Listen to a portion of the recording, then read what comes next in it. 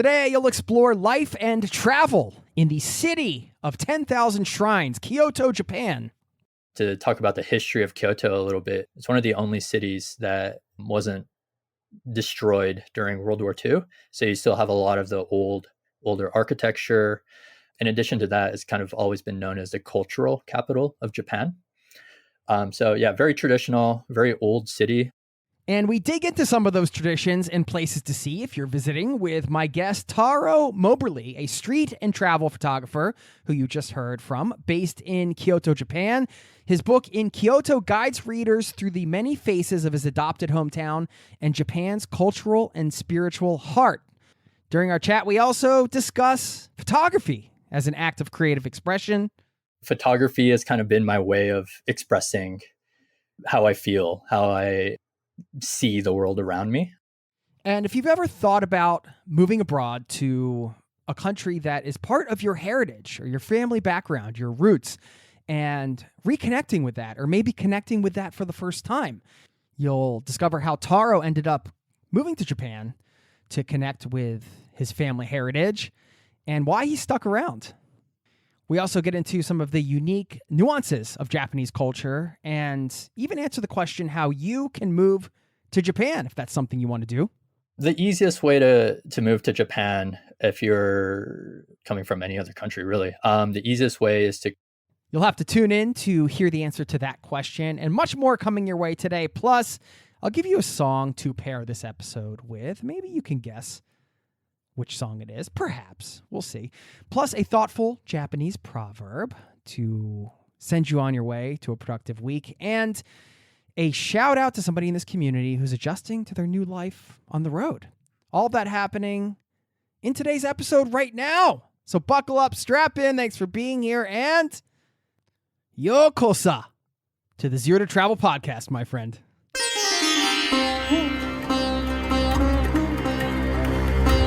You're listening to the Zero to Travel podcast, where we explore exciting travel-based work, lifestyle, and business opportunities, helping you to achieve your wildest travel dreams. And now your host, world wanderer and travel junkie, Jason Moore.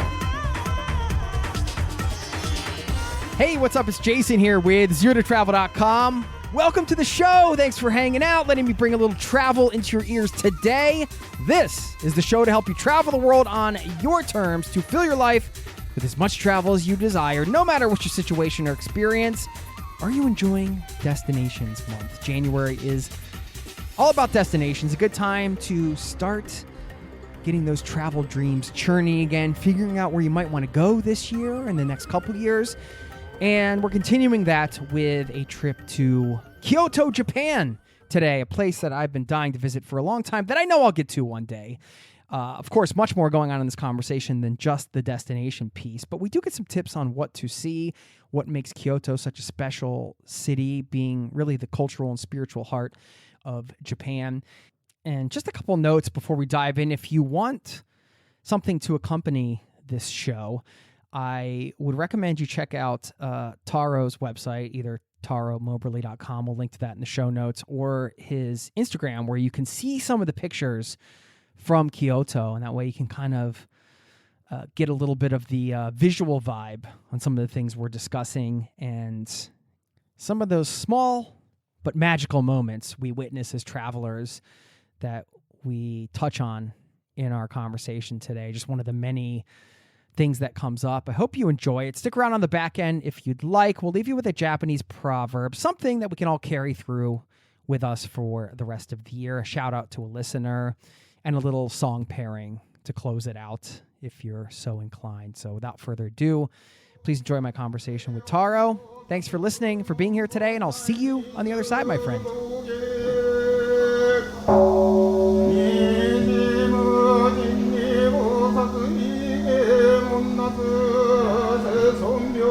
How many of these podcasts have you done?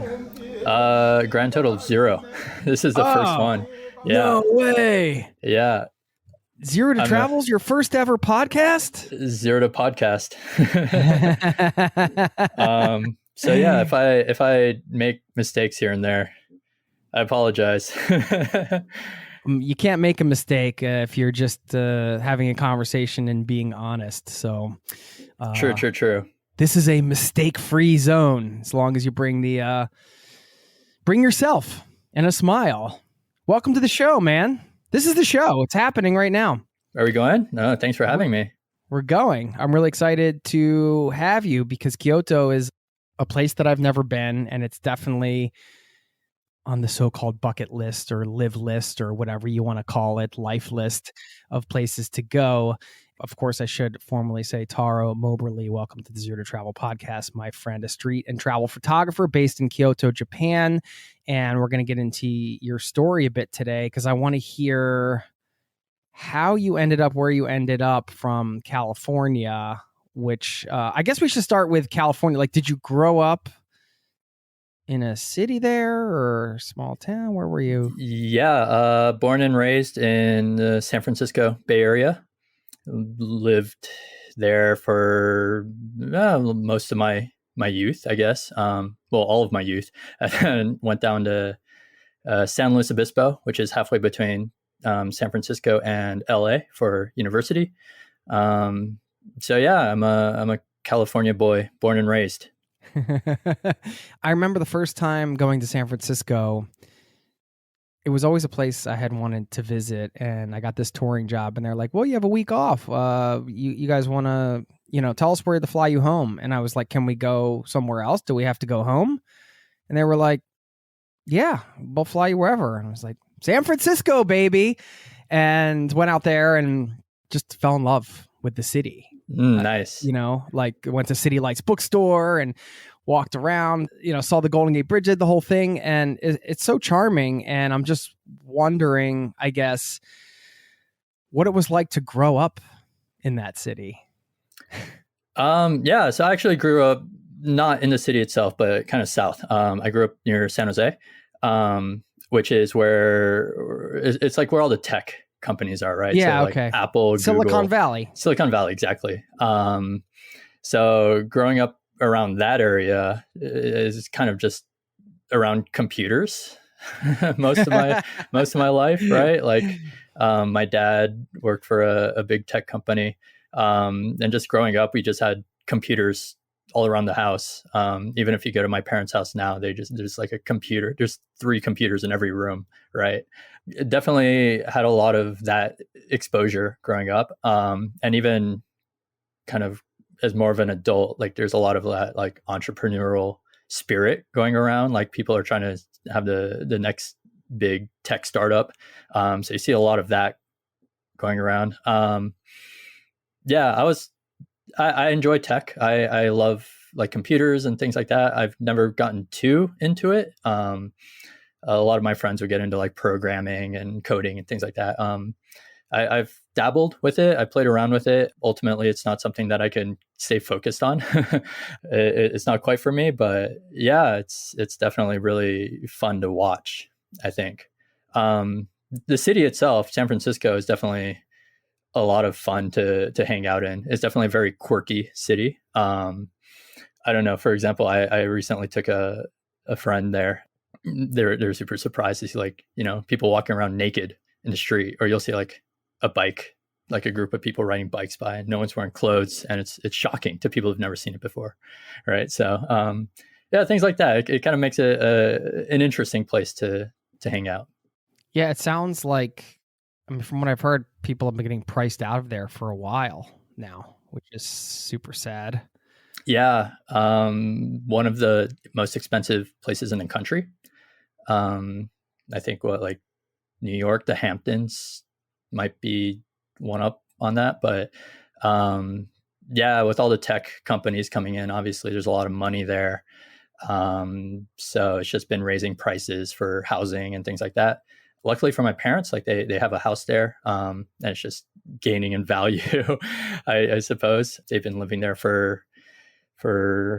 since before I was born, so it hasn't really affected them as much, but you definitely see it all around. It's interesting to hear that your friends were coding and into all that. I just always wonder how much of an impact the environment has on your direction in life, But you, even growing up in the heart of Silicon Valley, you're a photographer. So you went a different way in many ways. How did that come about for you? Photography was something that I've had some interest in it basically since I was a kid. Not as a photographer itself, but as a fan of photography, right?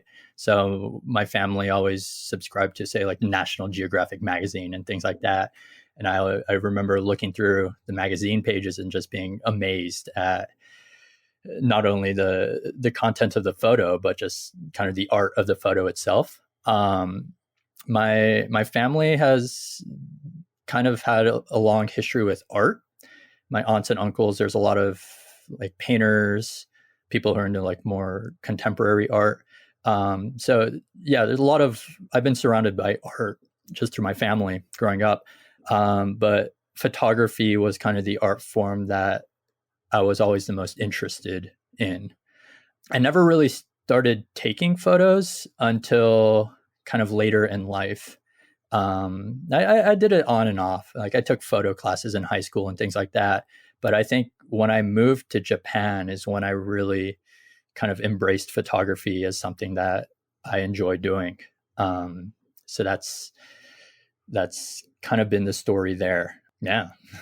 Well, was part of that not just embracing the craft of like, oh, I really enjoy doing this, I'm going to make an effort to do it, but then embracing, I don't know, perhaps the identity of a photographer, right? It's like, okay, not only am I going to do this, but I'm going to try to pursue a career in this, which I think is another level of sort of personal commitment, perhaps. But I can't speak for your experience. You got to tell me where your head was then.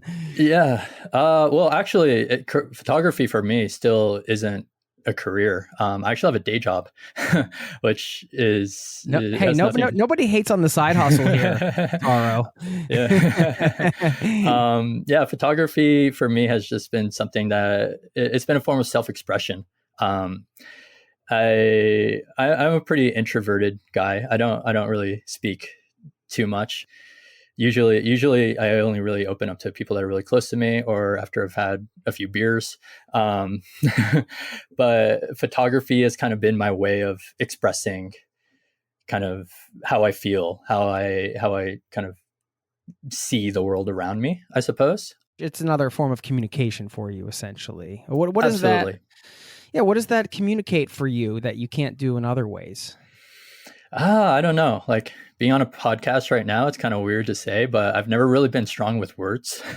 I'm not a good verbal communicator.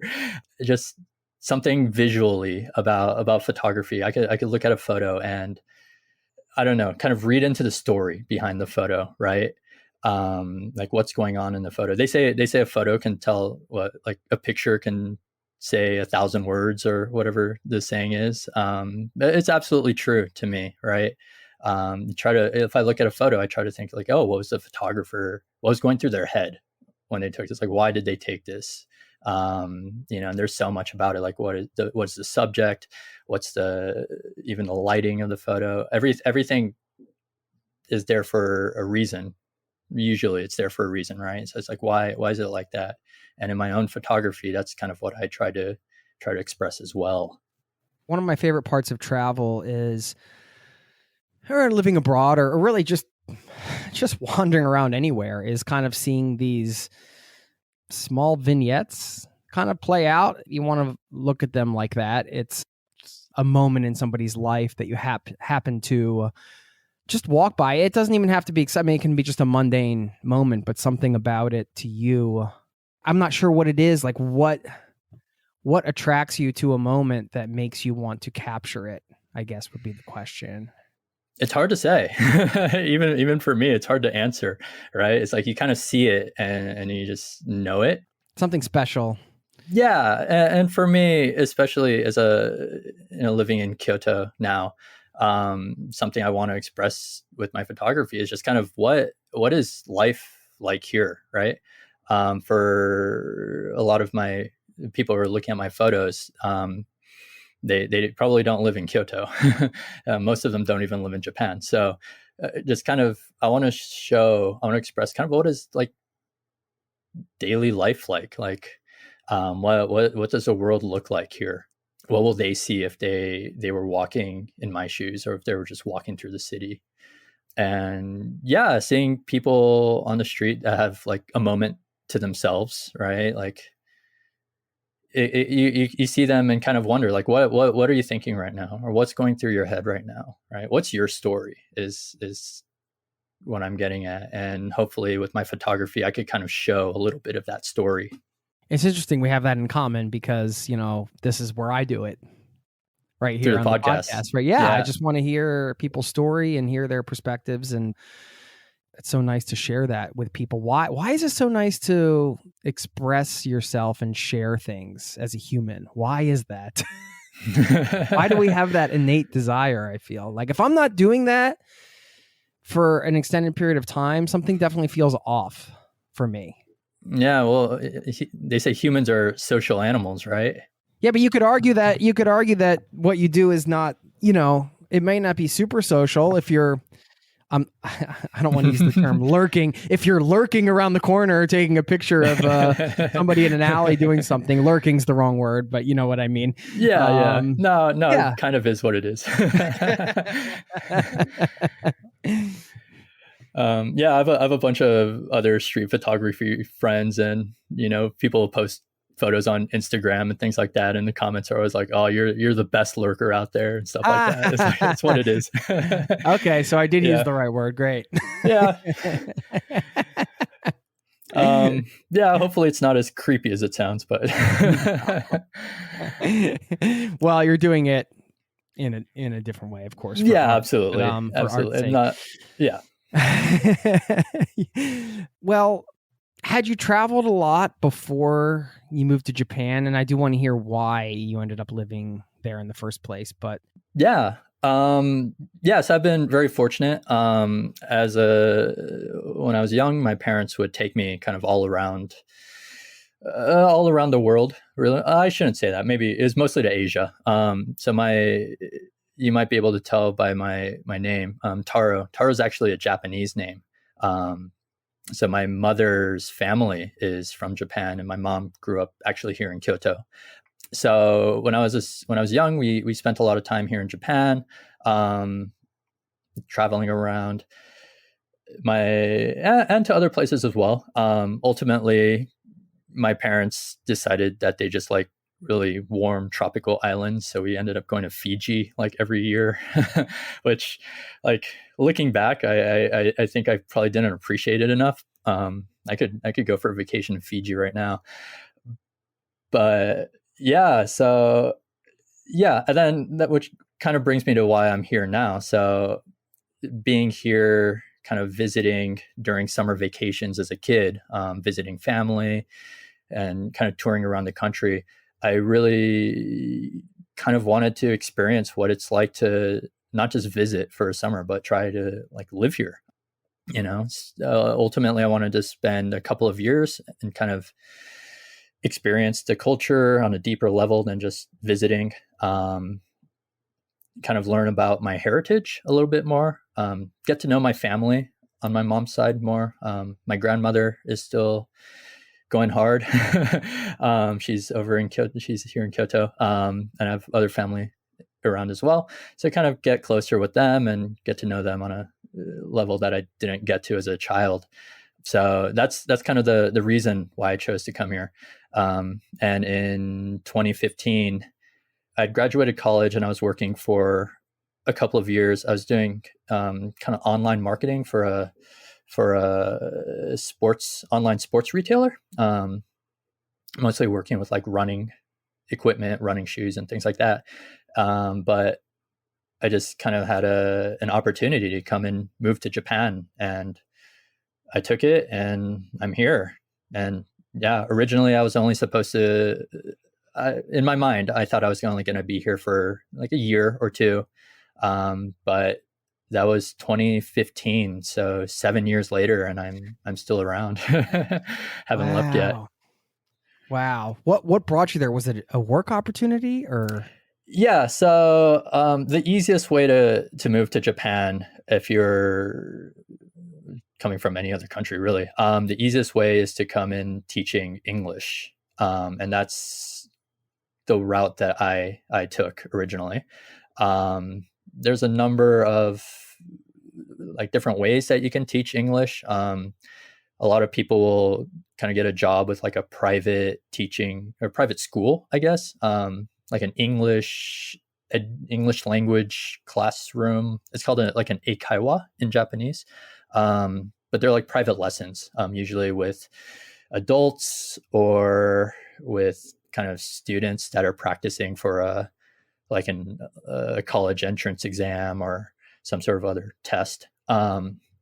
The route I took was actually going through, it's called being an ALT, assistant language teacher. And that's a position where you actually work in a Japanese public school, teaching English to classrooms full of kids. So that's what I did when I first arrived in Japan. And it's kind of something that I stuck with for a while. I'm still involved with the ALT industry, I guess you can say. I'm more of a supporter now. So my company, actually, the company I work for is a dispatch company for ALTs, and our clients are kind of the boards of educations in different cities throughout Japan. And I help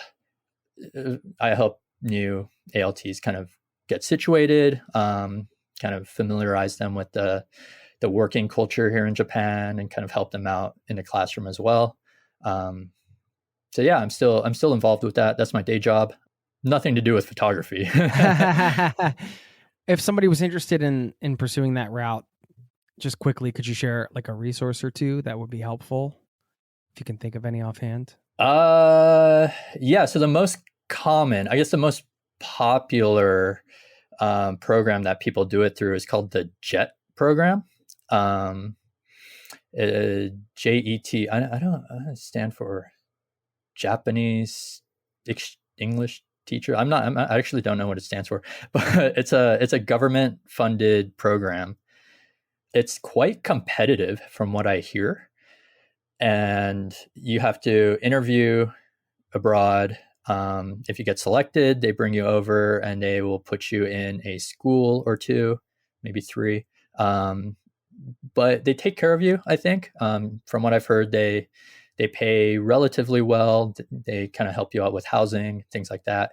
Yeah, I actually work for a private company that's a competitor to the JET program, so they'll probably be super upset if if they heard that I was promoting well, you them. can mention the company. Yeah, so it's called Interac, and it's the largest private ALT company here in Japan.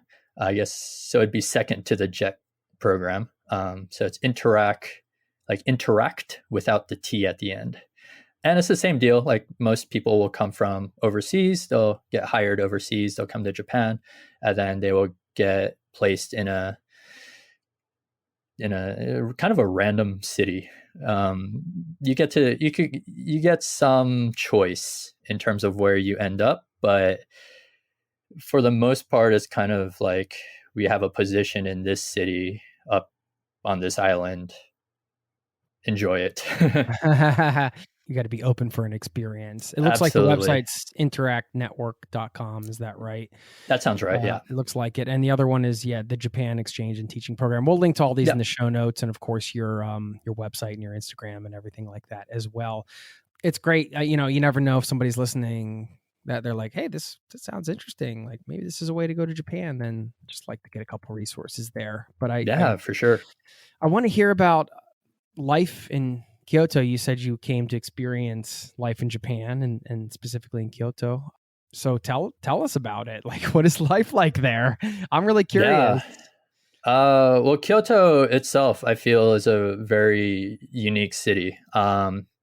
It's something that kind of drew me to it as a child. It's a very traditional city. I think that's what people hear about it the most. There's tons of like temples, old like shrines. There's a lot of culture in Kyoto. I think kind of to talk about the history of Kyoto a little bit, it's one of the only cities that wasn't destroyed during World War II. So you still have a lot of the older architecture. In addition to that, it's kind of always been known as the cultural capital of Japan. So yeah, very traditional, very old city. I think it's like several thousand years old. There's been like a number of catastrophic fires over the years, right? So it's like every 800 years or something like that, the city burns down. It's one of those really ancient cities. But at the same time, it's a modern Japanese city. So you have kind of like very shiny buildings. Kyoto Station itself is kind of a like big, modern, just huge building with these like mirrored glass panels all around. Is a huge contrast from like all the tradition and all the temples and all the culture that you have in the rest of the city. So yeah, huge contrast, which I think makes it really unique and really interesting. In terms of day-to-day life in Kyoto, yeah, like it's not uncommon to see like a group of monks walking down the street, right? Or the maiko, more commonly known as like geisha. Like you'll see them walking to work with all their makeup done and their hair in their the classic maiko hairstyle. And at the same time, you'll just see like salarymen walking to work and things like that, right? So yeah, very, very interesting contrast. But other than that, like I would consider Kyoto and Japan in general a very easy to live in city. The thing about Japan is culturally everything is done by like a rule. Like there's a certain way to do everything, right?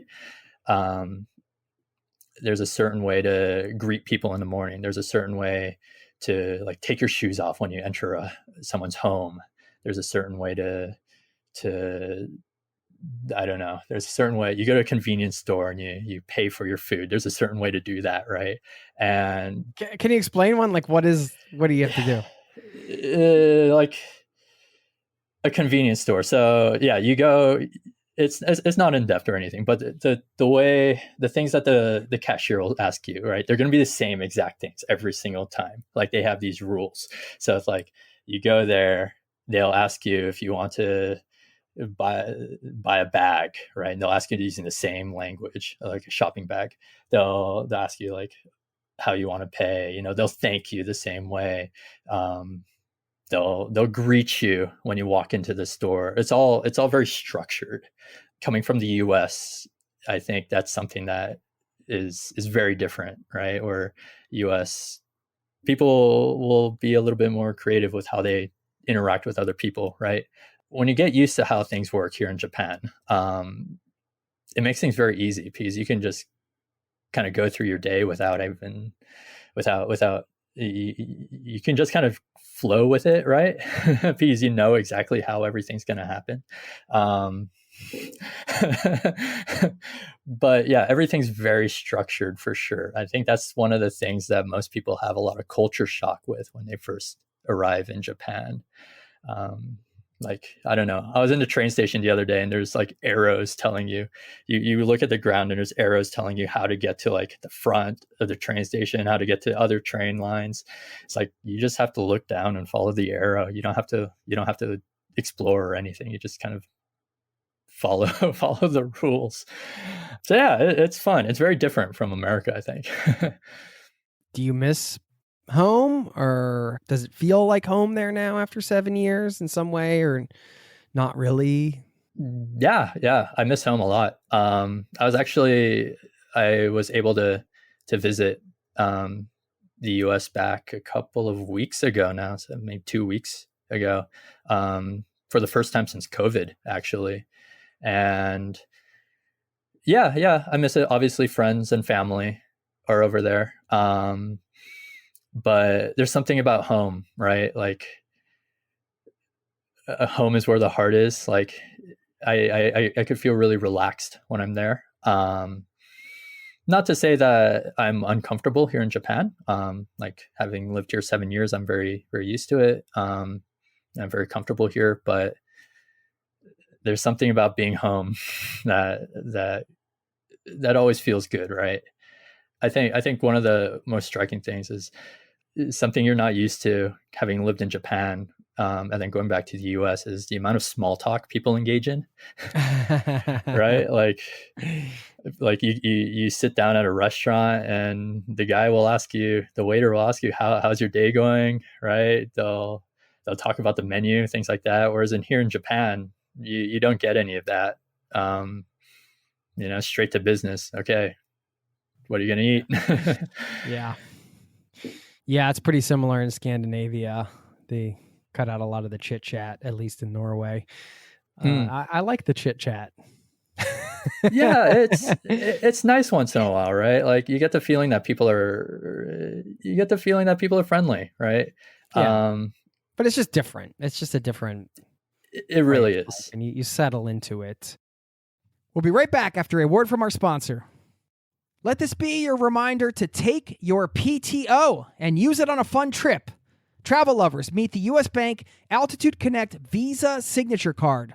With this credit card, you'll get 4 times points on travel, including gas and EV charging stations, and 5 times points on prepaid hotels and car rentals when you book directly through the Altitude Rewards Center. And no matter where in the world you are, you'll get 2 times points on groceries, dining, and streaming with a $30 annual credit for streaming services too. Visit usbank.com/altitudeconnect to apply and learn how you can earn 50,000 bonus points. You deserve a credit card with more and more travel rewards.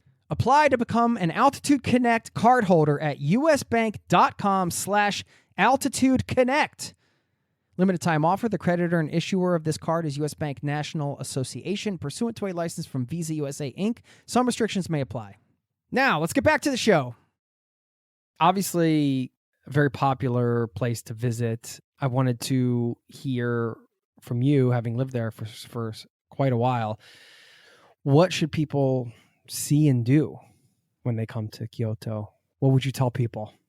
Yeah, for sure. Well, I think the obvious answers are the temples and the shrines, right? Like there's Fushimi Inari, which is the shrine with all the torii gates. So you look at it, it's like kind of a tunnel of like orange torii gates that you walk through. It's probably one of the most popular tourist destinations in the world. So if you're a first time traveler, it's definitely a bucket list item, right? It's somewhere that, yeah, you should go look at it. You should go check it out. There's also like the Golden Pavilion, Kinkakuji, which I think everyone has undoubtedly seen a photo of at least once in their life. Just kind of it's like a temple next to a little pond, and the temple is coated with gold leaf, I think. Like it's really beautiful, like really ornate building. The third one being Kiyomizu-dera, which is another large temple that's kind of sitting towards the top of a hill on the east side of town. And you can get really fantastic kind of sunsets looking over the city. So those are kind of the 3. Always nice. Yeah, absolutely. Right. Yeah, I even though it's kind of a really touristy area, that's somewhere that I still enjoy going to today. Not like obviously, yeah, I'll take a camera and take photos there, but just kind of to enjoy the view. I'm a sucker for like a good sunset over a big cityscape, right? Yeah, but I guess who isn't? All right. So I think those are the big 3 kind of tourist locations to visit in the city. That said, they're all going to be very crowded. They're all, obviously they're the tourist spots. So I always recommend going early as possible, early in the morning. You're going to miss most of the tourists. Yeah. Some recommendations for kind of lesser known areas, I would say. I really enjoy going up into the kind of the hills around town.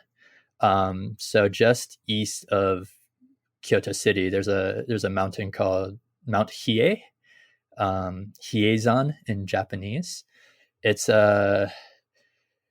it's a fairly well known mountain, I guess you could say. There's a really large temple complex on the summit of the mountain, which is like a UNESCO World Heritage Site. So I guess most places in Kyoto are UNESCO World Heritage Sites. So it's not really saying anything, but yeah, you're gonna escape most of the crowds. Plus, you're on top of a mountain, so it's kind of it's a much more natural feeling, kind of like you're surrounded by nature, which I think really adds to the ambiance of this place. There's also a lot of history on top of that mountain. I think during the samurai days, one of the Japanese warlords like took an army up there and kind of like massacred an entire village of people or something crazy like that. Lots of history there as well. So that's Mount Hiei. I also enjoy going up to like it's called Kurama and Kifune are kind of two areas on the north part of Kyoto. Again, very similar. You're in the mountains, so you're kind of in the forest, surrounded by the trees, and especially like on a summer day, it's going to feel a lot better because you have that shade to protect you from the sun. Kyoto during the summer, if you're in the city, like it's a nightmare. You're going to be so sweaty and hot. It's so humid. I hate it.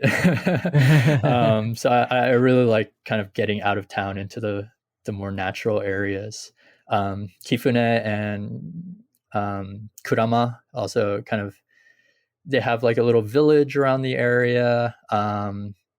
It's very famous for, they have restaurants out there called, there's a river and they build planks over the river, and the seating is on top of those planks. So you're basically eating your lunch on top of a river, and you get the cooling effect from the river below. They're called yuka, which means floor in Japanese. And yeah, it's I feel like it's a really great way to kind of escape the city and kind of really just relax a little bit. Very, very peaceful feeling for sure.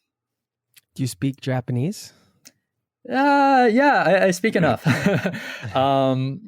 Yeah, so my mother, being Japanese, when I was a kid, she would always yell at me in Japanese, right?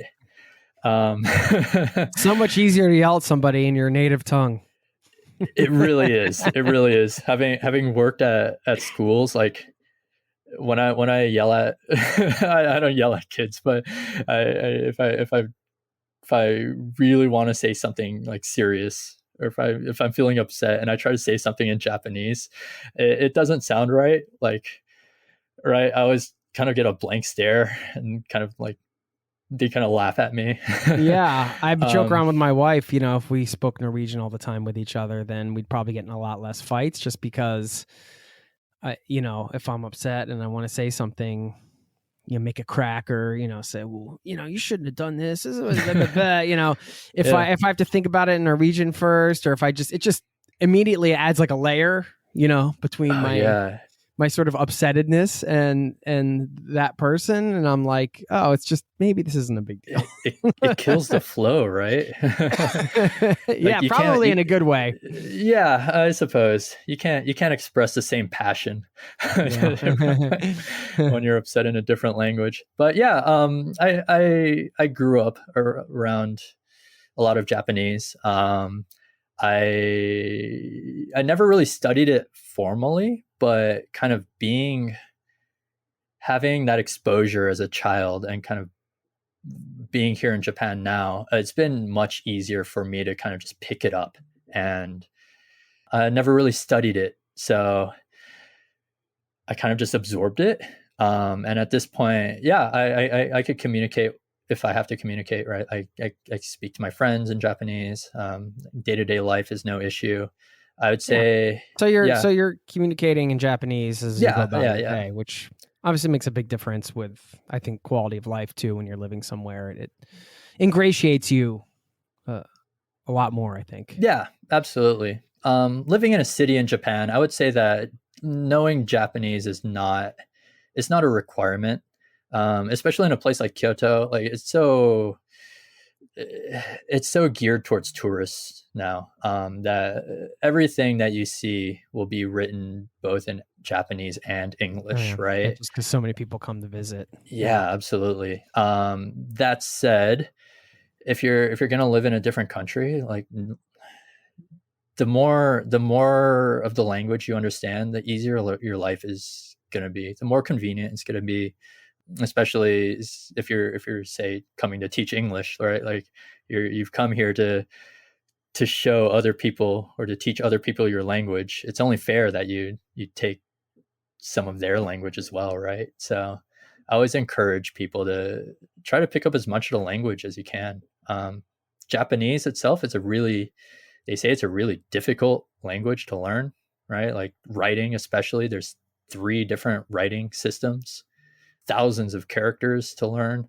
But yeah, just kind of try to learn it little by little. Once you start kind of recognizing things on the street, like you see a street sign or something like that, or you overhear a conversation, or even someone's talking to you and they use a word that you just studied, like it feels so good to when you understand it, right? It's like, ah, yes, I communicated, I won, I did it, right?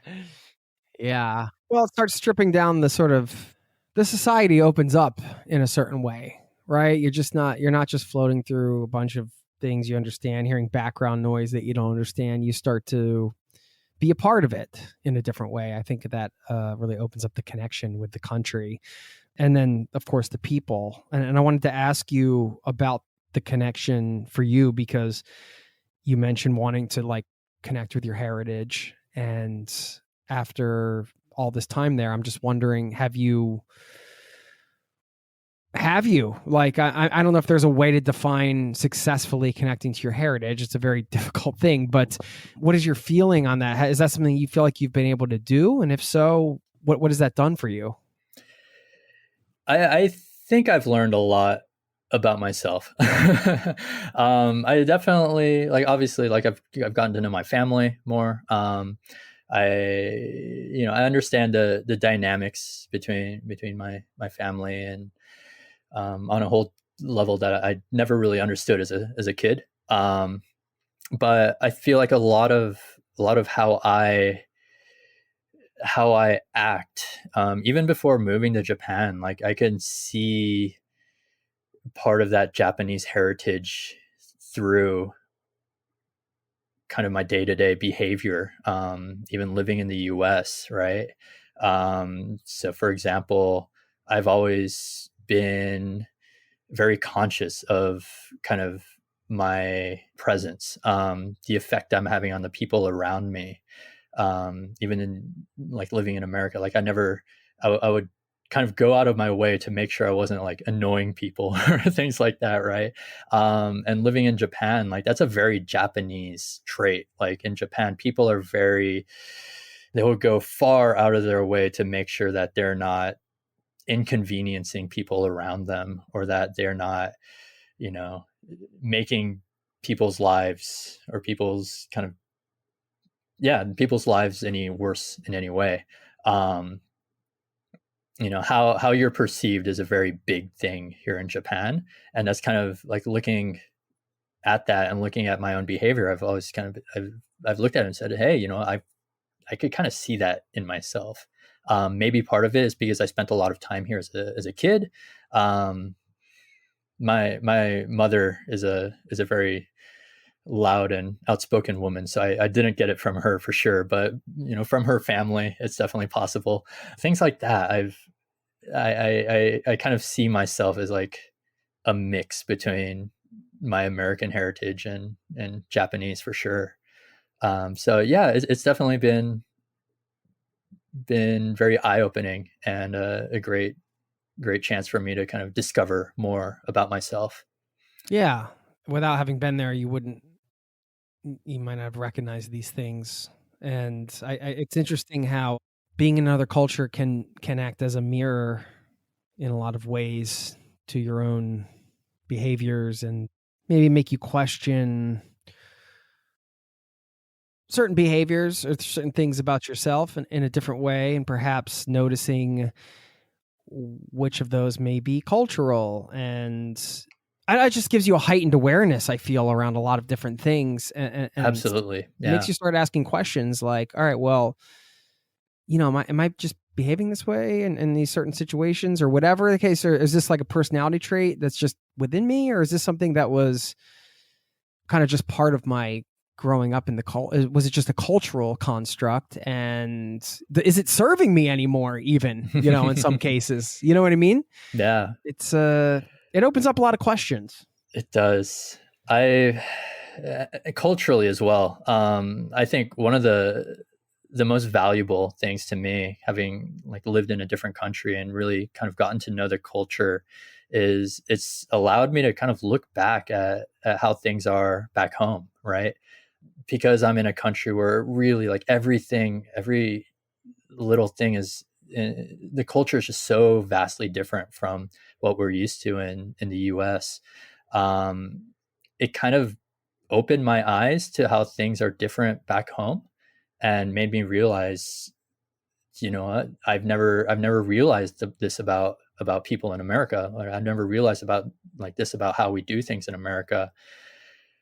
I always thought that was normal, or that's something that I took for granted, right? But then I come to Japan, and it's everything is different. It's like, oh, that's really interesting. Why do they do it this way? And it makes me wonder, why do we do it the way we do back home, right? And it's not to say that, any culture or any way of life is better than the other, right? Like that's kind of the beautiful part about having different cultures. But it kind of makes you wonder for yourself, like, which one do I like the best? Which one works for me? And do we have to do things in this way, or can we learn things from this culture as well? Like, I think a really common example is like taking your shoes off when you go inside, right? When you go inside your home. That's something that's very prevalent in Asia and in Japan. And traditionally, I guess in the US, that's not something many people would do. Many people just wear their shoes all around the house and whatnot. But it's like, oh, if taking your shoes off, your home stays so much cleaner. You can kind of relax a little bit. You're out of your shoes. Which one's better for me? Like, which one do I like more? And you kind of get to pick and choose aspects of different cultures.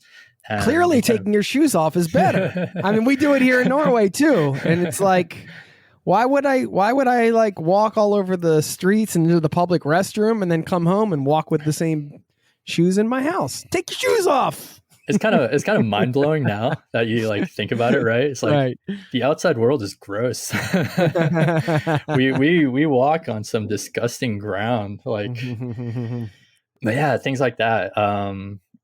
I think is one of the biggest takeaways from living abroad is just kind of learning not only about the culture that surrounds you, but kind of like inspecting how things are back home. In Japan, I feel I've only spent a handful of days in Japan and just in Tokyo, so there's a lot to explore for me. But just having, been exposed to Japanese culture, even if, it might sound silly, but even going to like, certain sushi restaurants, or like we went to the Japanese garden in Portland, Oregon over the summer, and so beautiful. And then we went to the tea house, and when they served the tea, they had such this clever, nice little Zen box thing. It came in and then they poured water and this napkin got bigger, and it was all very, I feel like everything there's so much attention to detail in so many ways. When we look at Japanese furniture as an example, you don't have to travel to Japan to know these things, or you read about Zen philosophy or whatever. But then living there, I feel like, mindfulness in that way is really built into the culture in some ways, right? Like, is that true? Have you found that there are aspects of that have changed your attitude or maybe slowed you down a bit in some ways? You're from California, so maybe you were already just like, dude, whatever. I'm from the East Coast, so I'm like, let's go here. You're a go-getter, huh? Oh, I don't know about that, but I'm a go-getter of coffee, I guess. You and I have that in common. Yeah. Going back to your example of the tea ceremony, I think that's a perfect example of like kind of the Japanese, like you said, like how the attention to detail. I've never actually been a part of a real tea ceremony in Japan, but the process itself is, there's so many steps. There's so many things that you have to do, right? Starting from, you're not even inside the room yet, but when you enter the room, there's a certain way that you have to enter the room, right? It's actually really interesting. If you look at a bunch of tea houses, they have like the door that you go in is like a 2 foot by 2 foot hole in the wall. And you kind of have to like bow through it. A lot of doors in Japan are like intentionally kind of low, so you kind of have to bow as you enter the room. Kind of an interesting fact. But the tea ceremony, like, right, there's a certain way that you sit, right? There's a tatami mats, the floor mats, and they've got lines built into them where they bind the tatami, where they bind they kind of weave it together, and you sit on a certain side of that line on the floor, and the person serving the tea sits on a different side, and you have to sit facing like a certain direction, and the person serving the tea will like stir it a certain way. It's right? all rituals. It is 100% rituals. But there's so many steps and so detailed. I tried looking through like the steps of a Japanese tea ceremony at one point. I can't remember half of them, right? Like even when you drink the cup, you have to twist it in a certain direction, and you have to put the cup back down in a certain way, right? But that's a great example of, like you could just come and pour a glass of tea, but all of these small things matter. They all contribute to mindfulness, I feel like, in some way. Right. It's hard to slow down in that way, I find anyway. I just always wonder if living in a place like you live is just kind of slows you down because it can't help itself. Yeah, in certain ways. Like Japan, I think it's still, I mean, Kyoto is still a very bustling place, right? Like, it's a very... What's that contrast you talked about? Yeah, before, right? absolutely, right? So like you've got, I'm sure everyone has the image of the rush hour trains in the morning and people being pushed into the trains and everyone's rushing to get to work. I'm very lucky that I don't have to take part in that commute.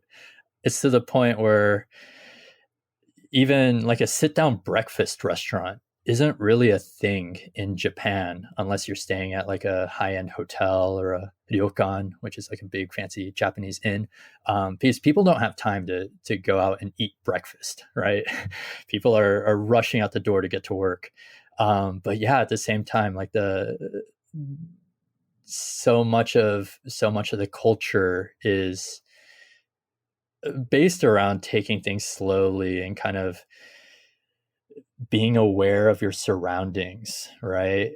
Paying attention to little details. You spend any time in a Japanese temple and just kind of observe the details and how immaculate the craftsmanship of not just the artifacts in the temple, but the building itself, right? A lot of traditional buildings in Japan will have this like sliding doors, kind of they're kind of made of paper, but they have like really immaculate paintings on them that were all hand drawn, hand painted, I should say. And yeah, just kind of people really appreciate kind of that mastery of like that attention to detail. People will devote their lives to doing these things, and you can't do that when you're you're rushing to work every day, right? I guess maybe if you're rushing to the place where you're gonna go paint a door, that's one thing. But yeah, you take your time with everything and you do it right. You do it in a way that you kind of appreciate the craft. Well, I mean, I can certainly see that attitude, or at least I feel that when I look at your photos. I feel like you're doing the same with your photography, and I wanted to make sure that people could check it out. If they're curious, maybe you could dish us a couple photos here to put on the show notes. Yeah, absolutely. Of course, taromoberly.com, and I can link on the show notes there, and you want to just let everybody know where they can get the book and all that if they're curious to go a step further. Mm-hmm. Cool. Yeah, I appreciate that. Yeah. Yeah, there's definitely a lot of times when I try to slow down with my photography. Actually, I'd say my biggest criticism of my own photography is that I don't slow down enough. A lot of times I'm pretty, we like to say run and gun, kind of just like go, go, go. But I think it is when I slow down and kind of really think about what I want to photograph is when I can do my best work, right? Taking photos on the street, that's a lot of kind of anticipation, right? You find you kind of find the setting that you want to take a photo of, and you want the right character to kind of wander through that frame, things like that. And sometimes that photo never comes, right? And that's okay. It's part of the process. You kind of have to learn to accept that. But then when you do get the photo, it feels so much better, right? Because it's the one that you've been trying over and over and over again, and you finally get it. It's like I accomplished it. Yeah. Yeah, man. I mean, I'm no photo critic here, so you're not going to hear me speak intelligently as a commentary on these photos. But I can tell you that just looking at them inspires me to go and experience these moments for myself, whatever version of those moments I can experience on the ground. And I just love the aesthetic and the sort of I don't know what I wouldn't call it a filter, but there's a certain, the look. I don't know. Yeah, there's a certain look and feel and sort of like, aesthetic, I guess, that kind of binds all these together. I think it's really cool. Anyway, we'll link to the Instagram and all the things. And if you want to check out the photo book in Kyoto, is coming out very soon at the time of this recording. So it should be out by the time this drops to you. Taro, man, just want to say, I appreciate your time today. Let's stay in touch if we can. Yeah, for sure. Come visit Kyoto sometime, Jason. Would love to. Take care. All right. It's been a pleasure. Thank you so much.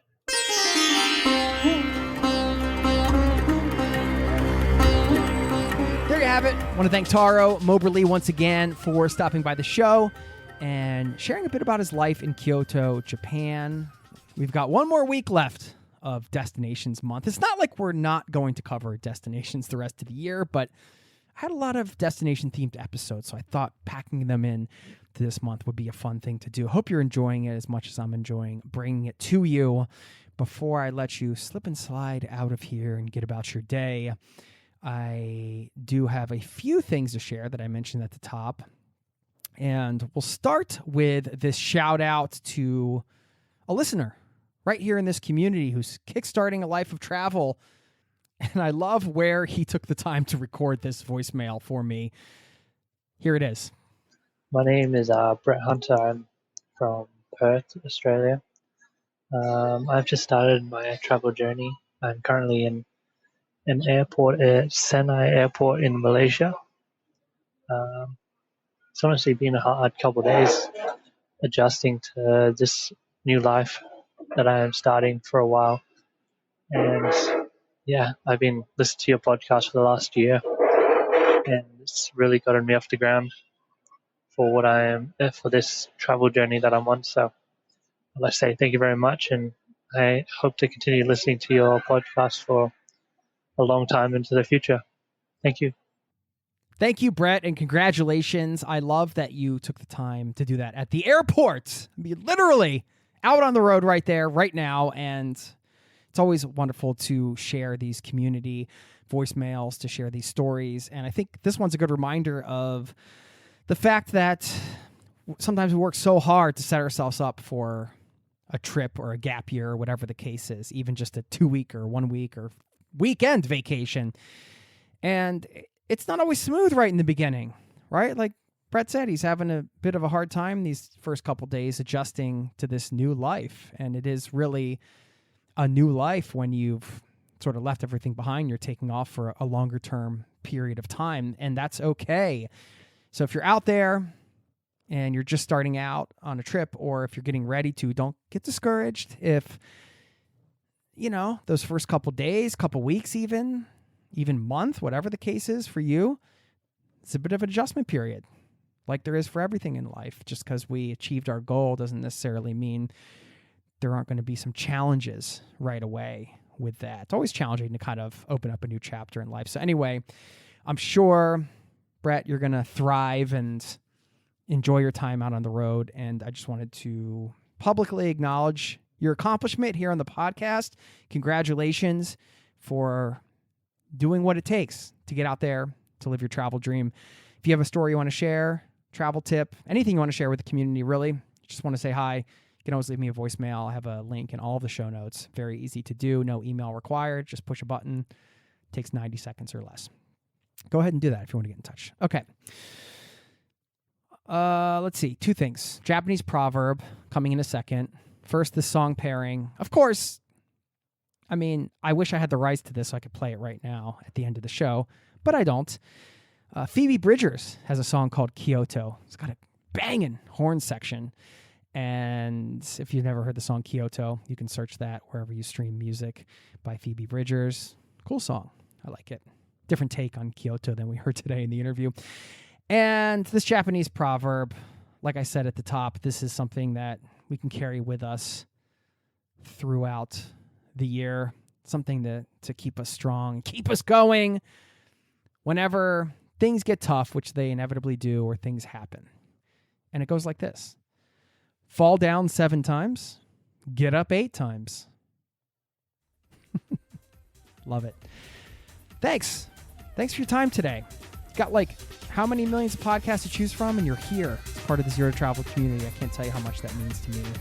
So really a heartfelt thank you, and hope you enjoyed today's show. And I look forward to seeing you next week.